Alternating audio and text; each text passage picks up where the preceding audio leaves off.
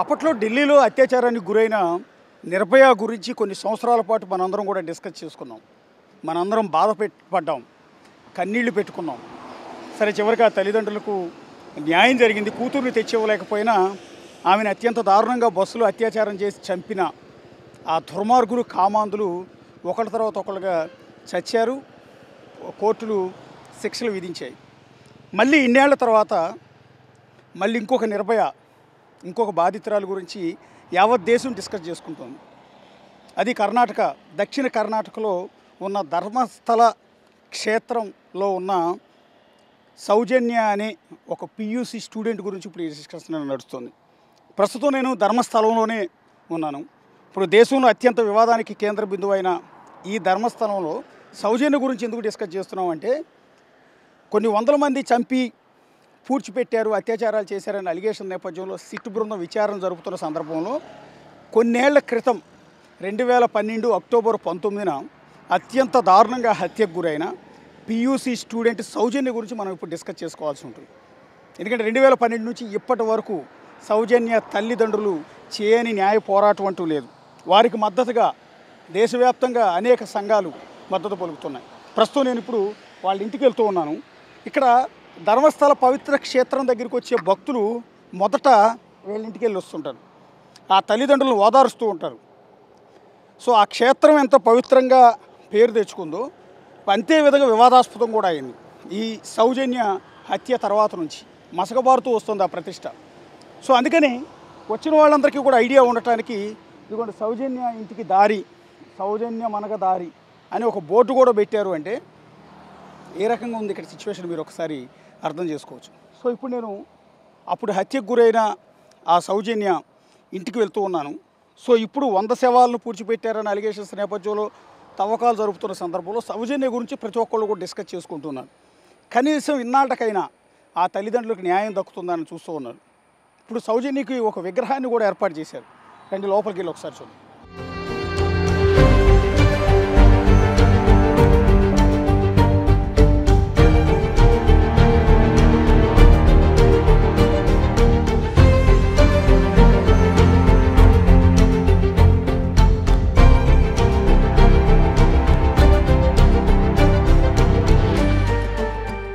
ధర్మస్థల మంజునాథ స్వామి temple పక్కనే కొంత అడవి ప్రాంతంలో మాదిరిగా ఉంది. రావడానికి రోడ్డు కూడా సరిగా లేదు. అలా వస్తూ ఉంటే దారి పొడవున సౌజన్య ఇంటికి దారి, ఇదిగో చూడండి, వాంగళ సౌజన్య మనగ దారి అని ఈ బోట్లే మనకు కనిపిస్తూ ఉన్నాయి. బేసిక్గా ఒక అత్యాచారానికి హత్యకు గురైన అమ్మాయి ఫోటోలు రోడ్డు మీద పెట్టి ఆమె ఇంటికి వెళ్ళే దారి ఇది అని పెట్టారు అంటే ఏ స్థాయిలో ఇక్కడ సంచలనం అయిందనేది మీరు అర్థం చేసుకోవచ్చు. జనానందరికీ తెలియాలి. ఈ ధర్మస్థల క్షేత్రంలో జరుగుతున్న అరాచకాలు బయట ప్రపంచానికి తెలియాలి. ఇక్కడ చదువుకోవటానికి కాలేజీకి వెళ్ళి ప్రాణాలు కోల్పోయిన ఈ అమ్మాయి గురించి బయట ప్రపంచానికి తెలియాలి అని ఆమె తల్లిదండ్రులు, బంధువులు ఈ రకంగా ఎక్కడ చూసినా బోర్డులు ఏర్పాటు చేశారు. ఇదిగో చూడండి, ఇదే సౌజన్య ఇల్లు. ఇందాక నేను చెప్పాను కదా, ఢిల్లీలో నిర్భయ కేసు ఎంత సంచలనమైందో, నిర్భయ గురించి ఏ స్థాయిలో డిస్కస్ చేసుకున్నారో, ఇప్పుడు మళ్ళీ సౌజన్య గురించి డిస్కషన్ చేసుకుంటూ ఉన్నారు, చర్చించుకుంటూ ఉన్నారు. సౌజన్యకు న్యాయం జరగాలి అని ప్రతి ఒక్కళ్ళు కోరుకుంటూ ఉన్నారు. తాజాగా ధర్మస్థలలో వచ్చిన ప్రస్తుత వివాదం నేపథ్యంలో సౌజన్య కుటుంబానికి ఇన్నాళ్ళకైనా న్యాయం జరుగుతుందేమోనని ప్రతి ఒక్కళ్ళు కూడా భావిస్తూ ఉన్నారు. ఇది మొత్తం కూడా సౌజన్య నివాసం. సో ప్రస్తుతం ఆమె తల్లిదండ్రులు ఉన్నారు. ఆమె తల్లిదండ్రులు బయటికి వెళ్ళినట్టుగా తెలుస్తోంది. ఇంటి లోపలైతే ప్రస్తుతానికి ఎవరు లేరు. సో ఇక్కడ చూస్తే ఇదే ఇంట్లో సౌజన్య ఉండేది. 2012 అక్టోబర్ 9న ఆమె ప్రాణాలు కోల్పోయింది. సో ఇక్కడ సౌజన్య నిలయ, ఆ ఇంటి పేరు కూడా సౌజన్య నిలయ అని బోర్డు పెట్టుకున్నారు. సో ఇక్కడ దృశ్యాలు మీరు ఒకసారి చూస్తే, సో ఇక్కడే ఉండి ఆమె తల్లి, తండ్రి ఎన్నో ఏళ్లుగా పోరాటం చేస్తూ ఉన్నారు. వారికి న్యాయం చేయాలి అని ఎంతోమంది సహకరిస్తూ వస్తున్నారు. కానీ ఇంతవరకు వాళ్ళ గోడు పట్టించుకున్నది లేదు. కేసు నమోదు చేసి విచారణ జరిపింది లేదు. ఎవరు అత్యాచారం చేశారు, ఎవరు హత్య చేశారు, ఇంతవరకు నిందితులు కూడా అరెస్ట్ చేయాలి. ఇంతటి దుర్మార్గం ఇక్కడ ఉంది. ఎన్నెన్నో ప్రభుత్వాలు మారాయి, కానీ ఇంతవరకు బాధితురాలకు మాత్రం న్యాయం జరగలేదు. ఒకసారి సౌజన్య నివాసాన్ని మీరు ఇక్కడ ఎదురుగా చూడొచ్చు. సో ఇక్కడ ఆ ఇంటి లోపల కూడా మీకు మొత్తం బోర్డులు ఏర్పాటు చేశారు. జస్టిస్ ఫర్ సౌజన్య అని ఇంట్లో బోర్డులు కూడా ఏర్పాటు చేశారు. ప్రస్తుతం సౌజన్య తల్లి అందుబాటులో లేరు. ఒకసారి ఇల్లు అయితే చూద్దాం సౌజన్యది. సో ఇక్కడ సౌజన్యకి సంబంధించి జస్టిస్ ఫర్ సౌజన్య ఇక్కడ ఒకసారి చూస్తే ధర్మో రక్షతి రక్షితః అని పెట్టి కన్నడలో రాశారు. బేసిక్ ఇది మనకు అర్థమవుతుంది. మన మಗಳು సౌజన్య న్యాయగి, మన మనదల్లి సౌజన్య, జస్టిస్ ఫర్ సౌజన్య పోస్టర్ అభియాన అంటూ ఇది మెన్షన్ చేశారు. ఈ సౌజన్యకి న్యాయం జరగాలి అని ఎంతోమంది ఇప్పటివరకు కూడా పోరాటం చేస్తూనే ఉన్నారు. ఈ ఇంటి పేరు కూడా సౌజన్య నిలయ అని క్లియర్గా ఇక్కడ బోర్డు కూడా పెట్టుకున్నారు చూడండి. వాళ్ళ పేరెంట్స్ అంతా కూడా బహుశా వాళ్ళ తాతగారు అనుకుంటాను. ఇక్కడ ఆయన కూడా ఉన్నారు. సో ఇక్కడ ఇంటి లోపల ఒకసారి చూస్తే మొత్తం సౌజన్య ఫోటోలతోనే నిండిపోయి ఉంది. సో ప్రస్తుతం ఒకసారి లోపల నుంచి దృశ్యాలు మీరు చూడండి. ఇంటి లోపల సౌజన్య ఫోటోలతోనే నిండిపోయి ఉన్న దృశ్యాలు కూడా మీరు ఇక్కడ గమనించవచ్చు. ఎంటైర్ సౌజన్య ఫోటోలు. వాళ్ళ తల్లిదండ్రులు అల్లారు ముద్దుగా పెంచుకున్న సౌజన్య ఇప్పుడు ప్రాణాలతో లేదు. ఇప్పుడు కాదు, 2012 నుంచి ఇప్పటి వరకు లేదు. ఇక్కడ సౌజన్య ఫోటో, ఇక్కడ సౌజన్య ఫోటో. బహుశా ఇది సౌజన్య బంధువులది అనుకుంటాను. బహుశా పూర్తి వివరాలు అయితే ఇంకా మనం లేదు. ఫ్యామిలీ మెంబర్స్ని మాట్లాడదాం అనుకున్నాను కానీ ఎక్కడ వాళ్ళు ఎవరు అందుబాటులో లేరు. ఇక ఇక్కడ దేవుడి ఫోటోల్లో కూడా, దేవుడి ఫోటోల పక్కన కూడా మొత్తం సౌజన్య ఫోటోలే ఉన్నాయి చూడండి. ఇది చూడండి, సౌజన్య, ఇదిగో సౌజన్య, ఇదిగో సౌజన్య. ఎక్కడ చూసినా కూడా మొత్తం సౌజన్య ఫోటోలే మనకి ఇల్లంతా కూడా కనపడుతూ ఉంటాయి. ఇక్కడ కూడా మీరు చూస్తే సౌజన్య కోసం చేసిన న్యాయ పోరాటాలు, ఆమె ఏ విధంగా హత్యకు గురైంది మొత్తం ఎంటైర్ కన్నడ భాషలో రాసి ఇక్కడ ఒక బోర్డు పెట్టుకున్నారు. సో ఇల్లంతా కూడా ఎక్కడ చూసినా సౌజన్య సౌజన్య సౌజన్య. మా బాధితురాలకి ఎంతటి అన్యాయం జరిగిందో మీరు ఇక్కడ ఒకసారి చూడవచ్చు. ఇది ఇక్కడ సౌజన్య, అక్కడ చూడండి, ఇక్కడ సౌజన్య ఫోటో, ఇక్కడ సౌజన్య గుర్తులు, సౌజన్య జ్ఞాపకార్థం ఏర్పాటు చేసుకున్న ఫోటోలు. ఇక్కడ చూడండి సౌజన్య స్మారకం సందర్భంగా ఏర్పాటు చేసిన సభల్లో ఇచ్చిన గుర్తింపు కార్డులు. ఇవన్నీ కూడా చూస్తే మీరు ఎంటైర్ సౌజన్యకి న్యాయం జరగాలి అనేది అప్పటి నుంచి ఇప్పటి వరకు పోరాటం చేస్తూనే ఉన్నారు. ఇక్కడ సౌజన్య ఫ్యామిలీ ఫోటో కూడా మీకు ఇక్కడ కనపడుతుంది. ఎంటైర్ ఫ్యామిలీ ఫోటో పెట్టారు. అప్పట్లో సౌజన్యకు వచ్చిన అవార్డులు, చదువుకున్నప్పుడు వచ్చిన అవార్డులన్నింటినీ కూడా ఇక్కడ ఏర్పాటు చేశారు.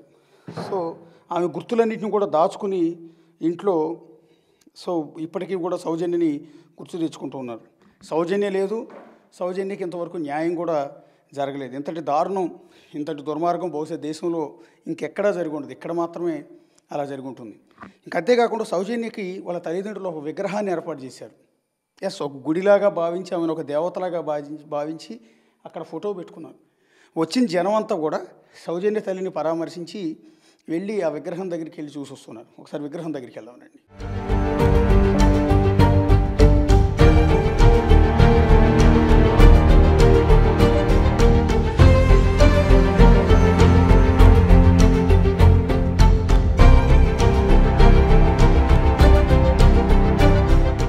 ఇక్కడ సౌజన్య కోసం వాళ్ళ తల్లిదండ్రులు నిజంగానే గుడిగెట్టారు. ఒక విగ్రహాన్ని ఏర్పాటు చేసుకున్నారు.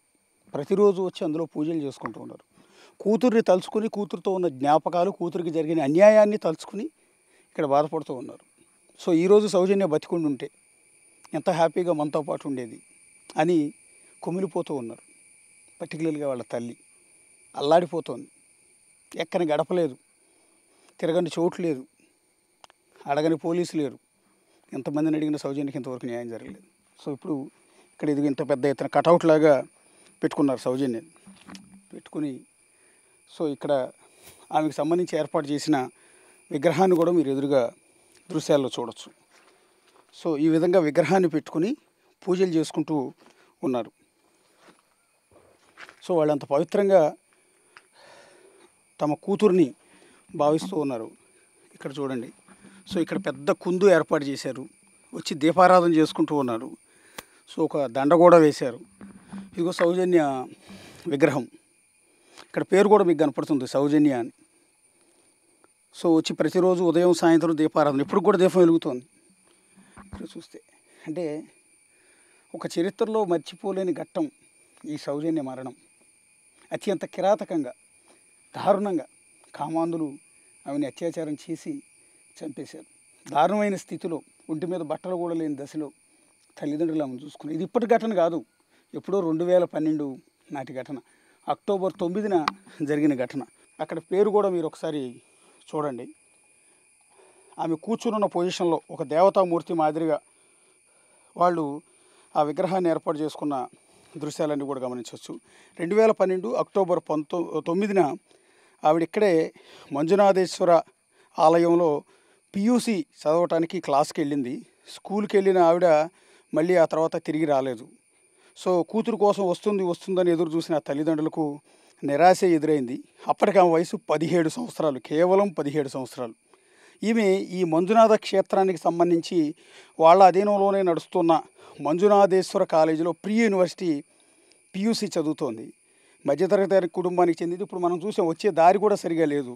సో ఈ అడవి మాదిరిగా ఉన్న ఈ ప్రాంతంలో ఆవిడ ఇల్లు అనేది ఉంటుంది. ఒకసారి మీరు విగ్రహాన్ని మళ్ళీ చూపిస్తున్నాను. విగ్రహం ముందు సౌజన్య అనే పేరు కూడా మీకు స్పష్టంగా పెట్టారు, మీరు అది కూడా చూడొచ్చు. తర్వాత ఆమె తండ్రి చంద్రప్ప గౌడ బెల్తంగడి పబ్లిక్ వర్క్స్ డిపార్ట్మెంట్లో పీడబ్ల్యూడి కాంట్రాక్టర్గా పనిచేసేవారు. ఆమె తల్లి కుసుమవతి గృహిణి.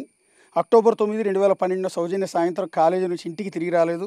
ఆమె కుటుంబం, గ్రామస్తులు ఆమె కోసం గాలింపు చేశారు. మరుసటి రోజు అంటే అక్టోబర్ 10, 2012 తేదీన ఆమె శవం ధర్మస్థలంలోని మన్నసంకాలోని శ్రీ ధర్మస్థలం మంజునాథేశ్వర యోగా మరియు నేచర్ క్యూర్ హాస్పిటల్ సమీపంలో అడవిలో దొరికింది. ఆమె బట్టలు చిరిగిపోయి ఉన్నాయి, అండర్ గార్మెంట్స్ లేవు.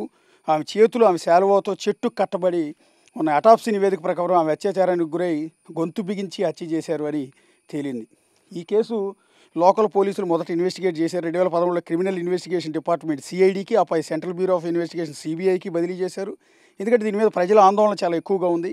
అప్పట్లో సంతోష్ అనే వ్యక్తిని, అతనే అమ్మాయిని రేప్ చేసి చంపాడని అలిగేషన్స్తో అతన్ని పట్టించారు పోలీసులకి. అతన్ని అరెస్ట్ చేశారు. కానీ ఆ తర్వాత జూన్ 16, 2023న బెంగళూరులోని సిబిఐ ప్రత్యేక కోర్టు ఎలాంటి ఆధారాలు లేవని సంతోష్ని విడుదల చేసింది. సంతోష్ రావు అక్యూజ్డ్ కాదు అని. మరి అతను అక్యూజ్డ్ కానప్పుడు ఎవరు చంపారు? కోర్టు ప్రారంభ దర్యాప్తులో తీవ్రమైన లోపాలు, వ్యాజినల్ స్వాబ్ సేకరణలో తప్పులు, సీసీటీవీ ఫుటేజ్ లాంటివి ఏమీ సేకరించకపోవటం, వీటన్నిటి కారణంగా సరైన ఆధారాలు లేక అక్యూజ్డ్ని వదిలివేశారు. సో ఇప్పుడు సౌజన్య గురించి యావత్ భారతదేశం మరోసారి తలుచుకుంటోంది. సో ఈ విధంగా ఒక అత్యాచారానికి గురైన ఒక బాధితురాలికి విగ్రహాన్ని కట్టడం, పూజలు చేయటం అనేది బహుశా ఇదే మొదటిసారి. కానీ ఎన్నాళ్ళకైనా న్యాయం జరుగుతుందని ఆశిద్దాం. సో అందుకని బిగ్ టీవీ వెతుక్కుంటూ సౌజన్య ఇంటి దగ్గరికి వచ్చింది. ఆమె తల్లితో మాట్లాడే ప్రయత్నం చేశాం, కానీ ఆమె ప్రస్తుతం అయితే అందుబాటులో లేదు.